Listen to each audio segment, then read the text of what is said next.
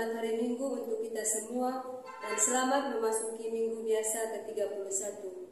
Di Minggu Biasa ke-31 ini, bacaan-bacaan yang kita renungkan, bacaan pertama dari kitab Malaki bab 1 ayat 14b dilanjutkan dengan bab 2 ayat 2b dilanjutkan dengan ayat 8 sampai dengan 10. Bacaan kedua diambil dari surat pertama Rasul Paulus kepada jemaat di Tesalonika bab 1 ayat 7b sampai dengan ayat 9 dan dilanjutkan dengan ayat 13. Dan Injil Tuhan yang akan kita renungkan diambil dari Injil Matius bab 23 ayat 1 sampai dengan 12 dengan tema semangat kerendahan hati.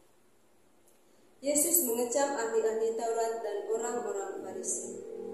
Maka berkatalah Yesus kepada orang banyak dan kepada murid-muridnya, katanya, ahli-ahli Taurat dan orang-orang Farisi telah menduduki kursi Musa.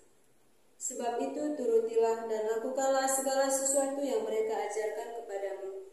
Tetapi janganlah kamu turuti perbuatan-perbuatan mereka, karena mereka mengajarkannya tetapi tidak melakukannya. Mereka mengikat beban-beban berat, lalu meletakkannya di atas bahu orang, tetapi mereka sendiri tidak mau menyentuhnya. Semua pekerjaan yang mereka lakukan hanya dimaksud supaya dilihat orang. Mereka memakai tali sembahyang yang lebar dan jumbai yang panjang. Mereka suka duduk di tempat terhormat dalam perjamuan dan di tempat terdepan di rumah ibadat. Mereka suka menerima penghormatan di pasar dan suka dipanggil rabi. Tetapi kamu, janganlah kamu disebut rabi, karena hanya satu rabimu, dan kamu semua adalah saudara. Dan janganlah kamu menyebut siapapun bapamu di bumi ini, karena hanya satu bapamu, yaitu Dia yang di surga. Janganlah pula kamu disebut pemimpin, karena hanya satu pemimpinmu, yaitu Mesias. Barang siapa terbesar di antara kamu, hendaklah ia menjadi pelayanmu. Dan barang siapa meninggikan diri, ia akan direndahkan, dan barang siapa merendahkan diri, ia akan ditinggikan. Demikianlah sabda Tuhan. Terpujilah Kristus. Saudara-saudara yang terkasih, Injil hari ini Yesus mengajak kita sekalian untuk bersikap dan bersemangat rendah hati, mampu mendengarkan dan melaksanakan dengan baik dan benar suara, rencana dan kehendak Allah sendiri yang terkadang sangat sulit bahkan bertentangan dengan kehendak kita sendiri. Tidak cukup dengan belajar dan belajar berbuat baik, tapi tindakan nyata atau perbuatan nyata setiap hari itulah yang perlu kita lakukan. Kita senantiasa melayani Tuhan dan sesama dengan benar dan baik, memberikan yang terbaik dan terindah untuk Tuhan dan sesama. Dengan begitu, kita telah menjadi terbesar, terkemuka, terhormat, mendapat rahmat dan berkat dari Tuhan. Yesus sendiri menggembalakan, memimpin, menuntun orang melalui pemberian diri total, pelayanan penuh kerendahan hati, tanpa skandal apalagi kemunafikan.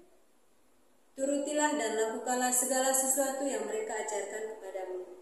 Yesus meminta para muridnya agar mereka sungguh-sungguh cermat dalam menyikapi ahli-ahli Taurat dan orang-orang Farisi. Jangan-jangan kita menjadi seperti orang-orang Farisi dan ahli Taurat, hanya berbicara dan mengajarkan atau menganjurkan kebaikan dan kebenaran kepada sesama kita, tanpa kita sendiri mau melakukan hal-hal itu, penuh kepura-puraan dan kemunafikan, lebih mementingkan ego daripada kehendak Allah itu sendiri. Sikap kerendahan hati mencerminkan hati yang bersih dari segala kotoran dunia, bersih dari iri hati, dusta, keinginan hawa nafsu, kedagingan, serta kemunafikan. Rendah hati bertolak belakang dengan kesombongan atau tinggi hati, sebab orang yang rendah hati mau membuka hati, menerima kekurangan orang lain, dan mau belajar menerima masukan atau nasihat orang lain, dan bersedia introspeksi diri. Tidak hanya mengajari orang lain, melainkan mulai dari merubah diri sendiri.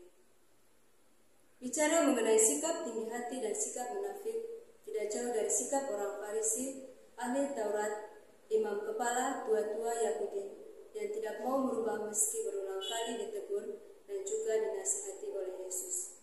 merasa diri paling benar, dan egolah yang paling tinggi. Saudara-saudari yang terkasih, kerendahan hati adalah kerelaan untuk merendahkan diri di hadapan Tuhan dan ketaatan dalam melakukan kehendak-Nya. Tuhan mengajak kita untuk bertobat, kembali kepada Allah, mengakui segala kesalahan dan kelemahan serta kekurangan kita kepada Allah. Itulah sebagai bentuk sikap kerendahan hati kita di hadapan-Nya. Bapak, Ibu, saudara-saudari yang terkasih, marilah kita merendahkan diri di hadapan Tuhan.